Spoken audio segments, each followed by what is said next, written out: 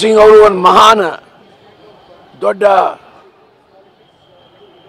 ವ್ಯಕ್ತಿ, ಅವರು ರಾಜಕಾರಣಿ ಅಲ್ಲ, ಅವರೊಬ್ಬ ಸ್ಟೇಟ್ಸ್ಮನ್. ಅವ್ರ ಕಾಲದಲ್ಲಿ ಆರ್ಥಿಕ ಪರಿಸ್ಥಿತಿ ದೇಶದ ಹದಗೆಟ್ಟಿತು. ಫಾರಿನ್ ರಿಸರ್ವ್ಸು ಜೀರೋ ಆಗಿದ್ದು ಅಂತ ಹೇಳಿದರೆ ಅವರು ಆಶ್ಚರ್ಯ ಪಡಿಬಾರ್ದು. ಆದರೆ ಅವ್ರ ಕಾಲಾವಧಿಯಲ್ಲಿ ಎಲ್ಲರ ಸಹಕಾರದಿಂದ ಅವರು ರಾಷ್ಟ್ರದ ಆರ್ಥಿಕ ಪರಿಸ್ಥಿತಿ ಬಂದು ಸುಧಾರಿಸಿದರು.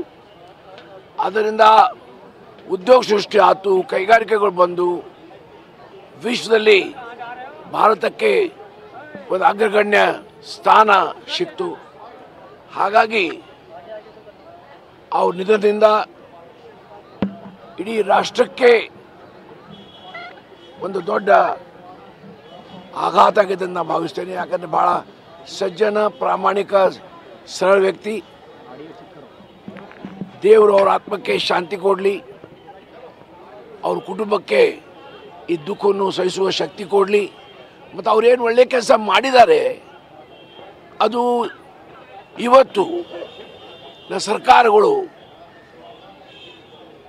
ಫಾಲೋಅಪ್ ಮಾಡಬೇಕು, ಅನುಷ್ಠಾನದಲ್ಲಿ ತರಬೇಕು. ಇದು ಅವ್ರ ಜವಾಬ್ದಾರಿ ನಾನು ಭಾವಿಸ್ತೇನೆ. ನಮಸ್ಕಾರ. ಡಾಕ್ಟರ್ ಮನಮೋಹನ್ ಸಿಂಗ್ ಅವರು ನಮ್ಮ ರಾಷ್ಟ್ರದ ದೊಡ್ಡ ಆಸ್ತಿ ಮಾತ್ರವಲ್ಲ, ಇಡೀ ಜಗತ್ತಿನ ಒಂದು ದೊಡ್ಡ ಆಸ್ತಿ, ಜಗತ್ತಿನ ಒಂದು ದೊಡ್ಡ ಸೂರ್ಯನ ಹಾಗೆ ಅವರು ಆರ್ಥಿಕ ಕ್ಷೇತ್ರದಲ್ಲಿ ಒಂದು ರೀತಿಯ ವಿಶ್ವಕ್ಕೆ, ಜಗತ್ತಿಗೆ ಒಂದು ನಾಯಕತ್ವವನ್ನು ಕೊಟ್ಟಂಥ ಒಬ್ಬ ಮನುಷ್ಯ.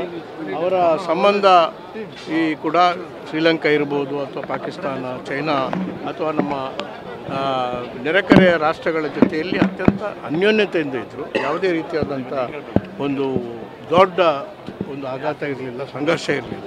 ಅದೇ ಪ್ರಕಾರ ಜಾಗತಿಕ ವಿಚಾರದಲ್ಲಿ ಕೂಡ ಅವರು ಆರ್ಥಿಕ ಕ್ಷೇತ್ರದಲ್ಲಿ ಮಾತ್ರವಲ್ಲ, ರಾಜಕೀಯ ಕ್ಷೇತ್ರದಲ್ಲಿ ಕೂಡ, ಆಡಳಿತ ಕ್ಷೇತ್ರದಲ್ಲಿ ಕೂಡ ಭಾಳ ಪ್ರಮುಖವಾದಂಥ ಪಾತ್ರವನ್ನು ಅವರು ವಹಿಸಿದರು.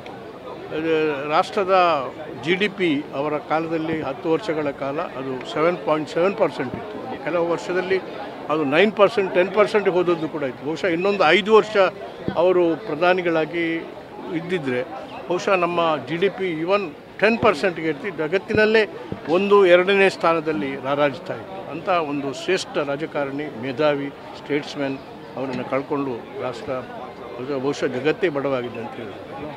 ಈ ದೇಶ ಕಂಡ ಒಬ್ಬ ಅಪರೂಪ ಸರಳ ಸಜ್ಜನಿಕೆ ರಾಜಕಾರಣಿ, ದೊಡ್ಡ ಆರ್ಥಿಕ ತಜ್ಞರು. ದೇಶ ಆರ್ಥಿಕ ಸಂಕಷ್ಟದಲ್ಲಿ ಮುಳುಗಿದ್ದಾಗ ಇಡೀ ದೇಶದ ಆರ್ಥಿಕ ವ್ಯವಸ್ಥೆಯನ್ನು ಸುಧಾರಣೆ ಮಾಡಲಿಕ್ಕೆ 1991 ಇಸ್ವಿನಲ್ಲಿ ಲಿಬರಲೈಜೇಷನ್, ಪ್ರೈವೇಟೈಸೇಷನ್ ಆ್ಯಂಡ್ ಗ್ಲೋಬಲೈಸೇಷನ್ ಮುಖಾಂತರ ಉದಾರೀಕರಣದ ನೀತಿಯ ಮೂಲಕ ಭಾರತಕ್ಕೆ ಆರ್ಥಿಕ ವಲಯಗಳು ಹರಿದು ಬರುವಂತೆ ಮಾಡಿ ಸ್ಪರ್ಧೆಯ ಮುಖಾಂತರ ದೇಶದ ಆರ್ಥಿಕ ಸ್ಥಿತಿಯನ್ನು ಸುಧಾರಣೆ ಮಾಡಿದಂಥ ಮಹಾನ್ ಚಿಂತಕ ಮತ್ತು ಮುತ್ಸದ್ದಿ. ಅವರ ಹಿನ್ನೆಲೆ ಅತ್ಯಂತ ಕಡು ಬಡತನ, ಊಟಕ್ಕೆ ಒಂದು ಹೊತ್ತಿನ ಊಟಕ್ಕೆ ಇಲ್ಲ, ಓದೋದಕ್ಕೆ ವಿದ್ಯುತ್ ಶಕ್ತಿ ಇಲ್ಲ, ಕಾಲಿಗೆ ಚಪ್ಪಲಿ ಇಲ್ಲ.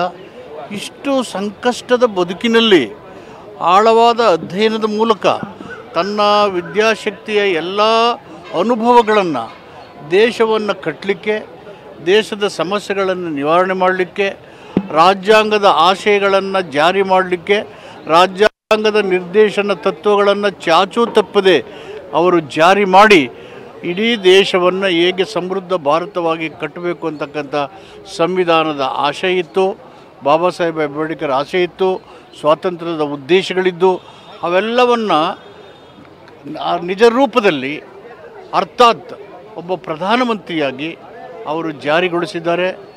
ದೇಶದ ಮೂಲೆ ಮೂಲೆಯಲ್ಲಿ ಜನ ಅವರನ್ನು ಸ್ಮರಿಸ್ಕೊಳ್ಳುವಂತೆ ಮಾಡಿದ್ದಾರೆ. ಯಾವ ಬಡವನು ಒಟ್ಟಿಗೆ ಅನ್ನ ಇಲ್ಲ ಅಂದೇನೆ, ಗ್ರಾಮೀಣ ಪ್ರದೇಶದ ಬಡವರು ನನಗೆ ಉದ್ಯೋಗ ಇಲ್ಲದೇ ನನ್ನ ಜೀವನ ಹಾಳಾಗ್ತದೆ ಅಂತ ಅವಕಾಶ ಕೊಡದೇ right to live and right to work ವಿಷಯಗಳನ್ನು ಫಂಡಮೆಂಟಲ್ ರೈಟ್ ಆಗಿ ಸಂವಿಧಾನಕ್ಕೆ ತಿದ್ದುಪಡಿ ತರತಕ್ಕಂಥದ್ದು, ಆಡಳಿತದ ಪಾರದರ್ಶಿಕೆ ತಂದು ದೇಶದ ಪ್ರತಿಯೊಬ್ಬ ಪ್ರಜೆಯು ಆಡಳಿತಕ್ಕೆ ಸೂಕ್ಷ್ಮ ನಿರ್ಧಾರಗಳನ್ನು ಗೊತ್ತಾಗಬೇಕು ಅಂತೇಳಿ ರೈಟ್ ಟು ಇನ್ಫಾರ್ಮೇಷನ್ ಅಂತ ಅತ್ಯಂತ ಪಾರದರ್ಶಕವಾದಂಥ ಆಡಳಿತ ಕಾಯ್ದೆಯನ್ನು ಜಾರಿ ಮಾಡಿದ್ರು.